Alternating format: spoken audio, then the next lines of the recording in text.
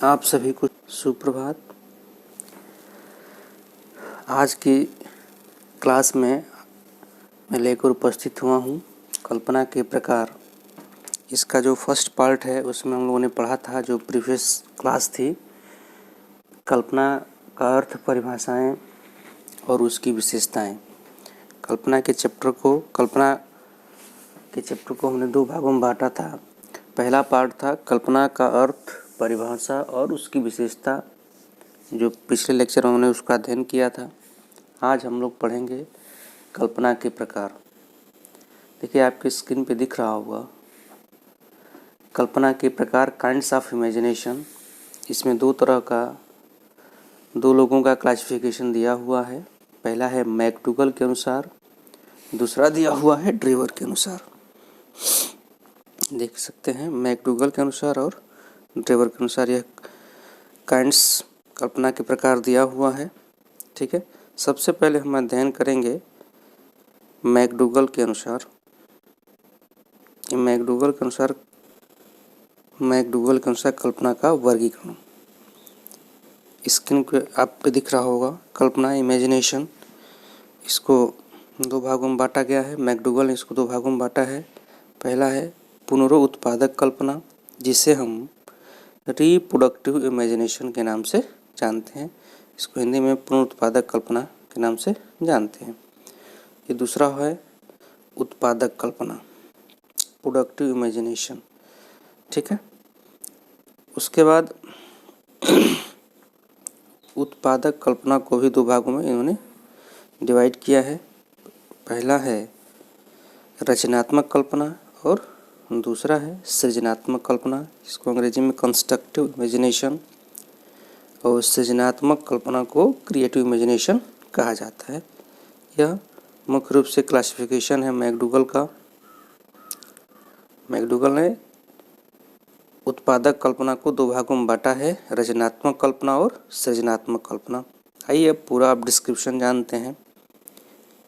देखिए मैकडूगल ने मुख्य रूप से कल्पना को दो भागों में बांटा है, पुनरुत्पादक कल्पना और उत्पादक कल्पना। देखिए यहाँ पे परिभाषा दी हुई है, रिप्रोडक्टिव इमेजिनेशन यानी पुनरुत्पादक कल्पना किसे कहते हैं?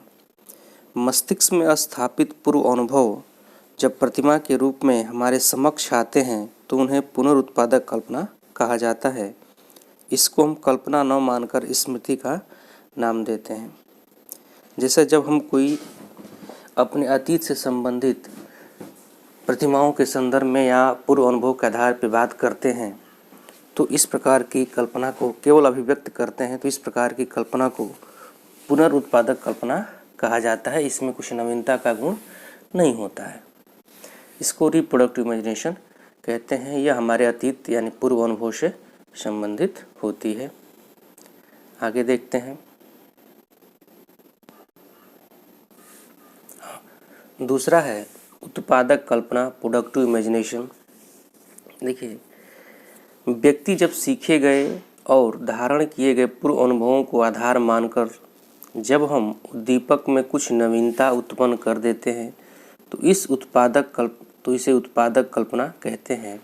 इसी को वास्तविक कल्पना माना जाता है। आज मानव की उन्नति इसी के द्वारा संभव हो पाई है। यानी यह कल्पना व्यक्ति को भविष्य की ओर दिशा निर्देशित करती है। जब हम अपने पूर्व अनुभवों के आधार पर कुछ नवीनता लाने का प्रयास करते हैं, कुछ नवीनता उत्पन्न करने का प्रयास करते हैं, तो वह जो कल्पना होती है उत्पादक कल्पना होती है, जिसे हम प्रोडक्टिव इमेजिनेशन कहते हैं। इसको भी दो भागों में बांटा गया है। देखिए दिया हुआ है रचनात्मक कल्पना।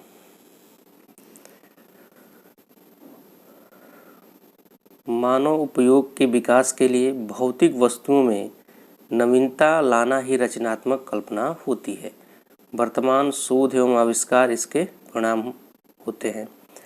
देखिए रचनात्मक जो कल्पना होती है वह भौतिक वस्तुओं से संबंधित होती है। जब हम भौतिक वस्तुओं में नवीनता लाने का प्रयास करते हैं तो वह जो कल्पना होगी कंस्ट्रक्टिव इमेजिनेशन होती है, रचनात्मक कल्पना होती है।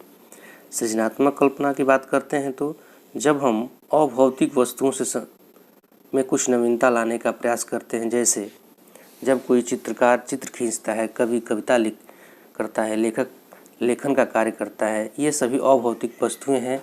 जब इसके विषय में हम कुछ नवीनता लाने का प्रयास करते हैं तो उसे कहते हैं सृजनात्मक कल्पना, क्रिएटिव इमेजिनेशन। जैसे देखिए परिभाषा दिया हुआ है, यह कल्पना अभौतिक वस्तुओं से संबंधित होती है, इसका सृजन से सीधा संबंध होता है। इसी कल्पना के आधार पर चित्रकार चित्र, कवि कविता, लेखक लेखन करता है।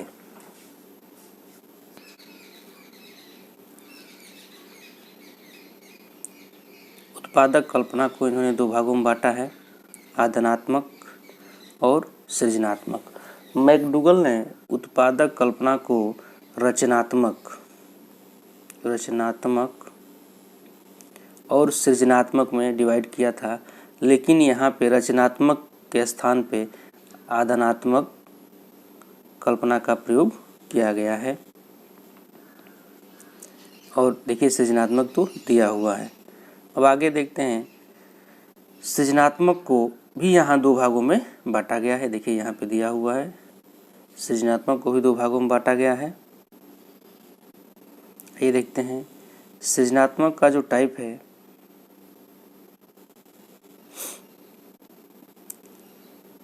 सृजनात्मक को भी दो भागों में बांटा गया है।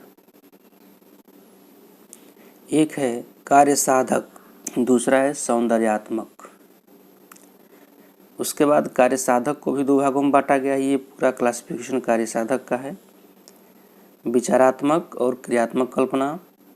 सौंदर्यात्मक कल्पना को कलात्मक और तरंगात्मक कल्पना में बांटा गया है। ये पूरा क्लासिफिकेशन है सृजनात्मक कल्पना का। आप लोग देख लीजिए, किसी भी प्रकार का कोई भी कन्फ्यूजन आपके मन में नहीं होना चाहिए। ठीक है। उत्पादक कल्पना को दो भागों में बांटा गया, आदानात्मक कल्पना, दूसरा है सृजनात्मक कल्पना।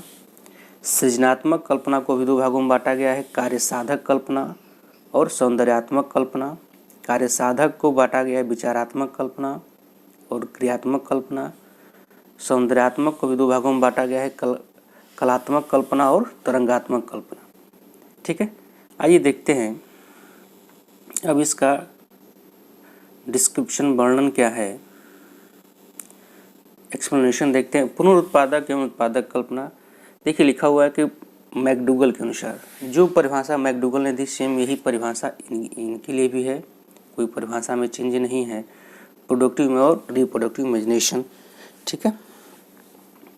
आगे चलते हैं, आदानात्मक कल्पना क्या होती है। देखिए जब किसी उद्दीपक का परिचय चित्र द्वारा या वर्णन करके प्रस्तुत करते हैं तो बालकों के मस्तिष्क में एक प्रतिमा बनती है जो आरामदायक कल्पना होती है। जैसे रानी लक्ष्मीबाई के युद्ध का वर्णन एवं चित्र प्रदर्शन बालकों के मस्तिष्क में महारानी के शौर्य की कल्पना स्थापित करता है। जब कोई भी कार्य, मान लीजिए हम पृथ्वी के यदि कोई शिक्षक किसी बालक को पृथ्वी की आकृति बताना चाहता है और उसके संदर्भ में कहता है कि यह पृथ्वी की आकृति इस गेंद के समान होती है, तो बालक जब भी गेंद को देखता है तो समझ जाता है कि पृथ्वी ऐसी होगी। यानी उस चीज़ को वह बालक आसानी से चित्र के माध्यम से समझ पाता है। तो आदानात्मक कल्पना में भी जब हम, देखिए एग्जाम्पल भी दिया हुआ है, जब कोई शिक्षक किसी चित्र के माध्यम से एक्सप्लेन करने का कार्य करता है, पढ़ाने का कार्य करता है, तो वह चीज़ सरल तरीके से बच्चों के मस्तिष्क में स्थापित हो जाती है। तो इस प्रकार की कल्पना को हम आदानात्मक कल्पना कहते हैं। आदानात्मक कल्पना के बाद सृजनात्मक कल्पना है। सृजनात्मक कल्पना की जो परिभाषा,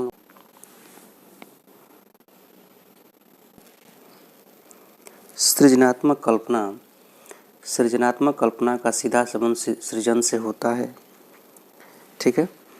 आगे देखते हैं, कार्य साधक कल्पना, प्रैग्मेटिक इमेजिनेशन। जब हम किसी काल्पनिक विचार के द्वारा समाज का लाभ करते हैं तो उसे कार्य साधक कल्पना माना जाता है। जैसे नदी के पुल का मानचित्र कृषि की मशीन है, ये है, तो इसको हम कार्य साधक कल्पना के नाम से जानते हैं। कि वहाँ के पुल कैसा होगा, किस प्रकार से पुल का निर्माण किया जाएगा, किस प्रकार से कृषि संबंधी मशीनों का निर्माण किया जाएगा। उसके बाद है विचारात्मक कल्पना। विचारों एवं ज्ञान को महत्व देने वाली कल्पना विचारात्मक कल्पना होती है। इसमें विचार, सिद्धांत, नियम और आदर्श का निर्माण किया जाता है। आगे देखते हैं क्रियात्मक कल्पना। वस्तु की व्यवहारिक उपयोगिता को ध्यान में रखकर जब हम किसी वस्तु की कल्पना को साकार रूप प्रदान करते हैं तो उसे क्रियात्मक कल्पना मानते हैं, जैसे नदी को पार करने के लिए नाव, स्टीमर आदि। ये है परिभाषा क्रियात्मक कल्पना की। उसके बाद सौंदर्यात्मक कल्पना, एस्थेटिक इमेजिनेशन। मानव जीवन को सुंदर बनाने, मानव में सौंदर्य अनुभूति को जागृत करने के लिए कला, गायन, चित्र, काव्य आदि की कल्पना इसके अंतर्गत आती है। इसे हम सौंदर्यात्मक कल्पना कहते हैं।